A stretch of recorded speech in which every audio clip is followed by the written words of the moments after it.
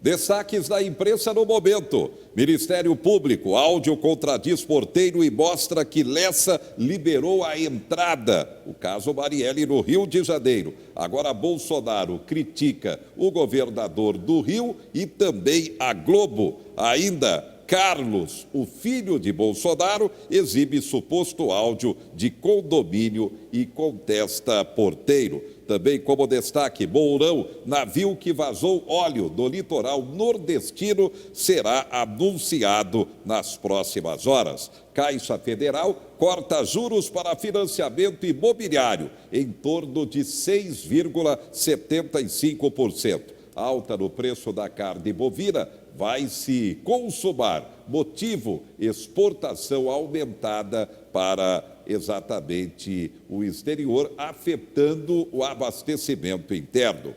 Santander Brasil tem lucro de quase 4 bi no terceiro trimestre. Magazine Luiza, o lucro foi de 285 milhões no terceiro trimestre. Índice que corrige aluguel, você paga aluguel, contrato está vencendo agora, o índice avança para 0,68% em outubro e 4,79% em 12 meses. Destaques do momento. Termina deste dia 31 a campanha Outubro Rosa, de prevenção ao câncer de mama. Inclusive, a carreta para a mamografia de graça daquele programa Amigos de Peito do Governo do Estado permanece em Marília até esta quinta-feira no estacionamento do Hospital de Clínicas. Por dia, 50 mamografias de graça sendo realizadas em mulheres a partir de 39 anos de idade. E depois, na semana que vem, a carreta estará em Garça. Agora, uma coisa também precisa ser destacada. O câncer de mama pode atingir os homens. Confira.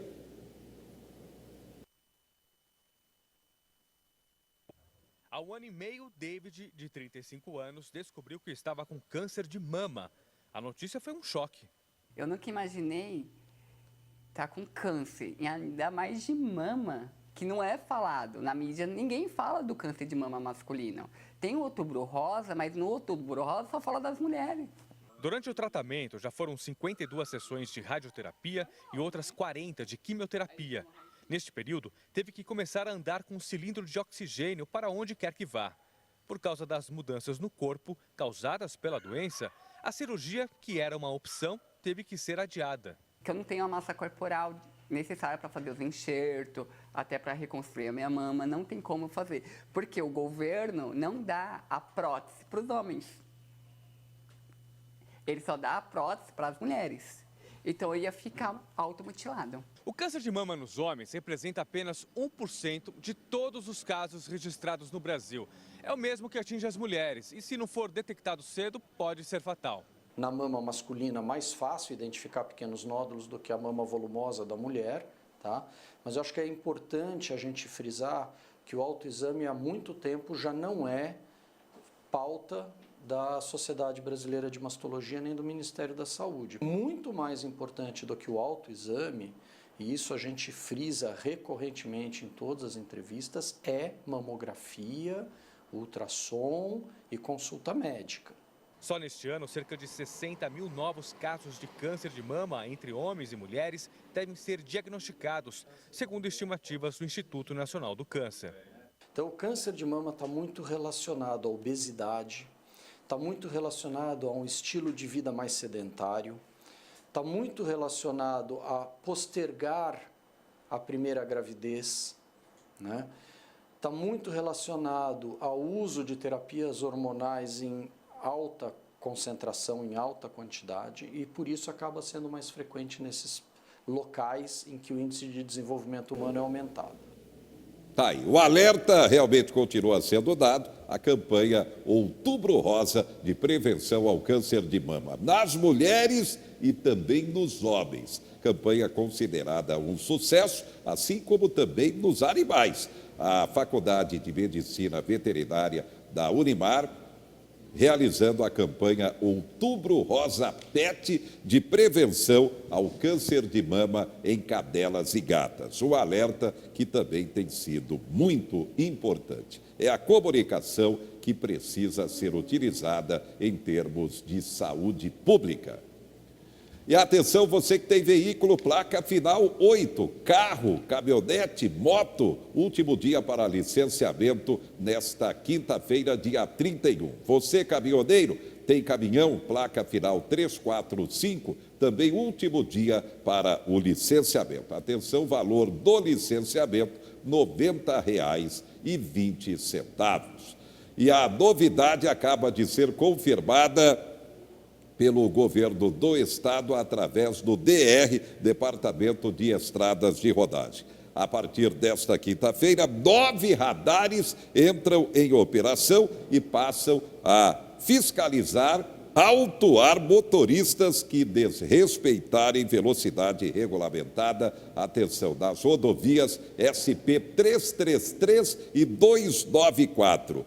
Desses 9 radares, 6 estarão entrando em funcionamento aqui em Marília. Atenção, na rodovia SP 333, quilômetro 340, Lombada. Ainda teremos também quilômetro 345 e ainda quilômetro 346, radares fixos, isso da SP 333. Agora, na rodovia SP 294, também Marília, teremos, atenção, fixo no quilômetro 455, também fixo 454 e Lombada no quilômetro 451. Com isso, como houve a concessão da SP 333 para entrevias desde a ponte de Porto Ferrão sobre o rio Tietê até a divisa com o Paraná, ali na região de Assis, então rodovia fiscalizada agora de forma permanente e agora de forma oficial por radares, inclusive com 6 radares aqui em Marília. De acordo com a informação que estou recebendo, velocidade regulamentada desses trechos de 60 a 80 quilômetros por hora. Estamos recebendo o advogado especialista em trânsito, Carlos Roberto Gonçalves. Doutor Carlos, boa noite. Boa noite, Zé Henrique. Boa noite, senhoras e senhores telespectadores. O radar, o que diz a legislação com relação à fiscalização e autuação, se for o caso, por radar? Zé, o radar é uma ferramenta, um instrumento muito importante na fiscalização de trânsito, no sentido de que ele inibe, né, a prática da velocidade excessiva, que é uma das causadoras, né, de mortes. Ela, inclusive, perde para ultrapassagem em local proibido, mas tanto ultrapassagem como velocidade são o que mais responde pela morte de pessoas em rodovias. É um equipamento que ele tem 4 características, são 4 modelos existentes, o estático, o fixo, o móvel e o portátil, sendo que, nesses casos, o modelo a ser instalado é o modelo estático, ou seja, vai ficar permanentemente no local.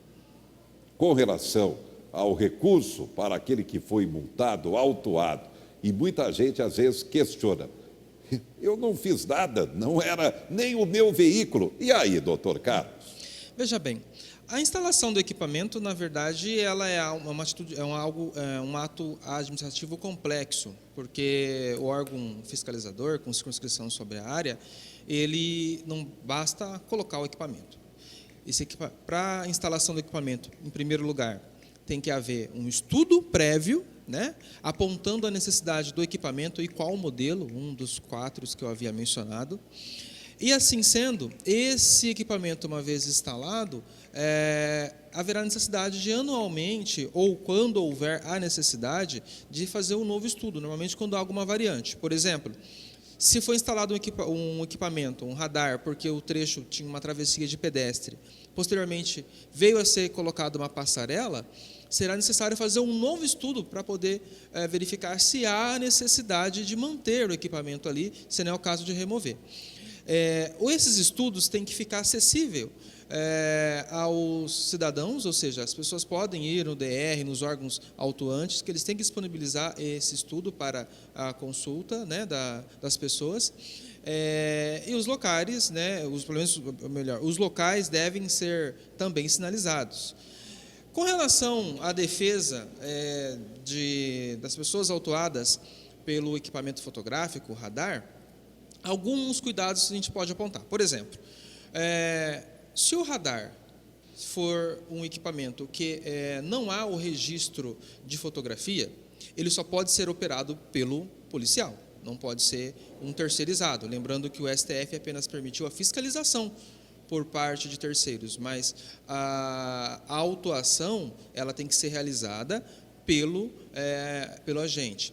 Segundo, recebendo uma autuação, o proprietário, o condutor, deve observar a fotografia, que tem que ter a cópia legível da placa do veículo, além de conter também a data da aferição do equipamento. O equipamento tem que ser submetido uma vez ao ano à inspeção pelo Inmetro, né?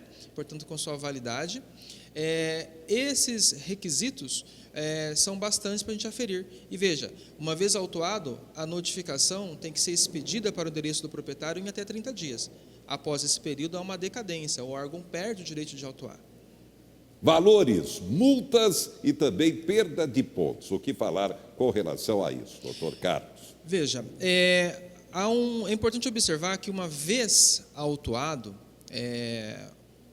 da velocidade aferida, que é aquela em que o veículo foi identificado, descontar-se-á 7 km, que é o índice de erro do aparelho. E ainda assim, se ficar acima da velocidade permitida pelo local, aplicará a penalidade, né? Ou seja, o veículo será autuado. Com relação, são 3 faixas, sendo infração média, para aqueles que excederem a velocidade em até 20%, infração grave, para aqueles que excederem a velocidade de 20% a 50%, e gravíssima para aqueles que excederem a velocidade em mais de 50%, lembrando que, na hipótese de exceder a velocidade no patamar superior a 50%, além da multa no patamar de R$ 880, gravíssima, portanto, ainda há suspensão da carteira por no mínimo 2 meses. Como se recorrer da multa? Muita gente perguntando essa questão. Como e onde recorrer? No caso aí, são rodovias estaduais, SP 333 e a 294, a partir desta quinta-feira, com 6 radares em funcionamento de fiscalização. Senhor comenta.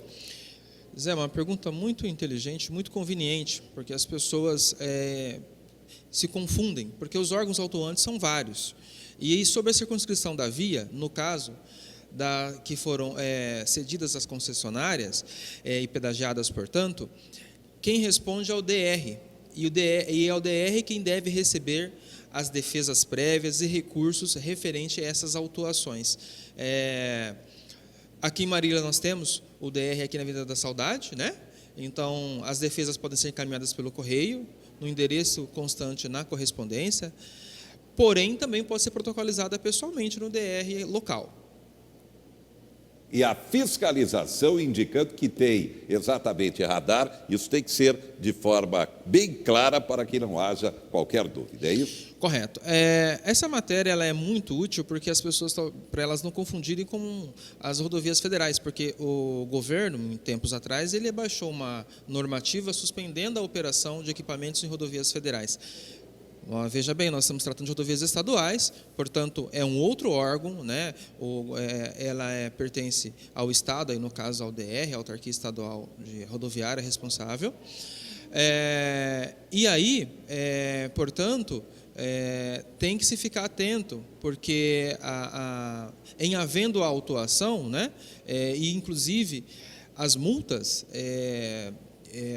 se você for observar os equipamentos, se eles estiverem instalados nos entornos, normalmente os radares ali estarão numa velocidade de 60 km, e se for um trecho de muita confluência de veículos, um trecho com muita intensidade, pode ser de 40. E para exceder a 20% não é muito, né? Há necessidade de haver a sinalização obrigatoriamente Uma vez instalado o equipamento, pelo menos 1 quilômetro antes tem que ter a placa. Ausente a sinalização, aplica-se o artigo 90 do Código de Trânsito, que fala que quando ela for insuficiente ou incorreta, não pode haver penalização. Portanto, sinalização equivocada gera direito e o dever de cancelamento da multa por parte do órgão autuante. A gente vai para um rápido intervalo. Daqui a pouco a gente continua falando sobre trânsito e o Dia do Comerciário, a importância da qualificação do vendedor varejista. A gente volta já já.